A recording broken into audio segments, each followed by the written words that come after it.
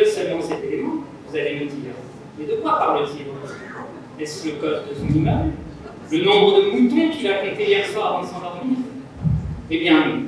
1827, c'est le point de départ de l'histoire du chemin de fer. On m'a posé la question, train ou avion?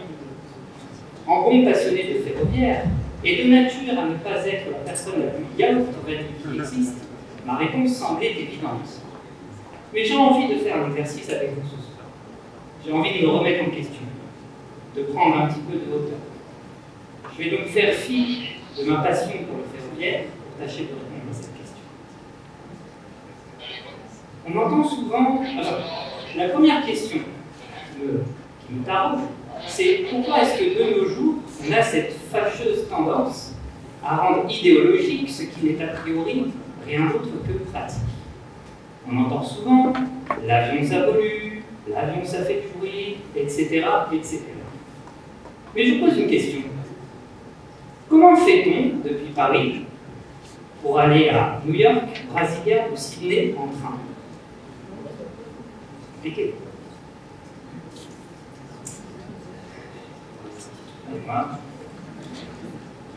Ainsi, n'est-on pas en droit de penser que derrière cette interrogation, il n'y a pas une réflexion beaucoup plus globale à mener?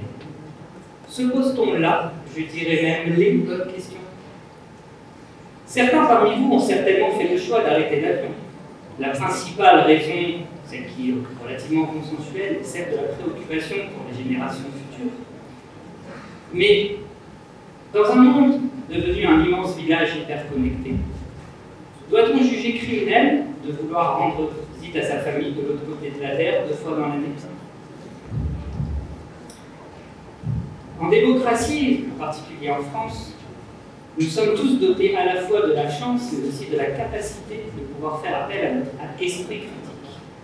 Ce formidable outil qui peut nous permettre d'apprécier des situations à la fois avec des faits qui soient objectifs, subjectifs et bien sûr factuels.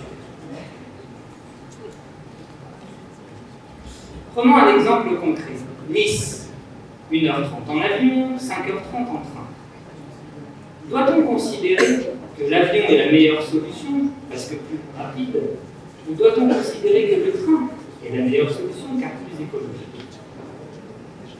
Peut-être que la réponse se trouve tout simplement dans l'objet du voyage. L'urgence appelle la rapidité, là où l'agrément offre davantage de possibilités. Vous êtes-vous déjà demandé si vous vous posiez les bonnes questions, si vous preniez assez de hauteur, si vous cherchiez les causes profondes? Êtes-vous aussi ouvert d'esprit pour pouvoir accepter les choix des autres autant que vous aimeriez qu'on accepte les vôtres? Pour la problématique qui nous concerne ici, il ne faut pas oublier qu'il y a autant de raisons de voyager qu'il y a de voyageurs. Prenons un deuxième exemple. Les voitures électriques. Le développement de ces produits nous permet aujourd'hui de réduire l'émission de CO2 et de gaz à effet de serre en limitant l'appel fait aux énergies fossiles. Mais l'année dernière, quand on nous a parlé de crise énergétique, que les prix de l'électricité ont bondi, et qu'aujourd'hui encore on entend des spots publicitaires « je baisse, je décale, j'éteins », je me demande encore comment on peut objectivement considérer que la voiture électrique est la meilleure solution. Comme disait Bossuet, Dieu se rit des hommes qui se plaignent des causes qu'ils chérissent. Les conséquences de la cause qu'ils chérissent. Le sujet ici n'était donc pas celui de savoir si on allait prendre le train ou l'avion, mais bien celui de pouvoir réfléchir à la capacité que nous avons de faire appel à notre réflexion dans les décisions qu'on prend, de se poser les bonnes questions, d'avoir le bon prisme d'analyse et de ne pas se laisser influencer. Nous sommes des êtres émotionnels dotés de capacités rationnelles. Il nous faut sortir de l'émotion.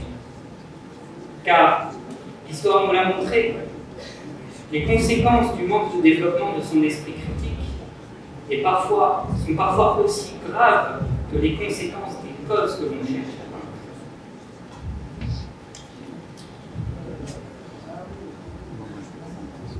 La confusion, l'idéologie, la glorification, la crédulité, la superstition, le dogmatisme ou encore le sectarisme ont malheureusement participé à écrire les pages les plus noires de l'histoire du monde. Nous avons ce pouvoir de prendre de la hauteur et du recul. Nous sommes ici libres de nos avis, de nos choix. Nous ne subissons pas la censure, l'entrave, la réprimande. Il nous faut développer notre pensée. Le dialogue et le débat sont sains. Construisons notre réflexion, même si réfléchir prend du temps et que nous sommes dans une société de l'immédiateté, du consumérisme, de l'ubérisation. Choisir, nous devons nous interroger sur nos renoncements et sur les gains qu'ils génèrent à court et long terme.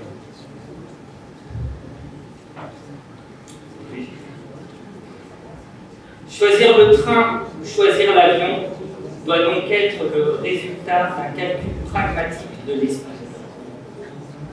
Comme l'a dit Louis Pasteur lors de l'inauguration de son institut, n'avancez rien qui ne puisse être prouvé de manière simple et décisive. Ayez le culte de l'esprit critique. Sans lui, tout est caduc. Il a toujours le dernier mot.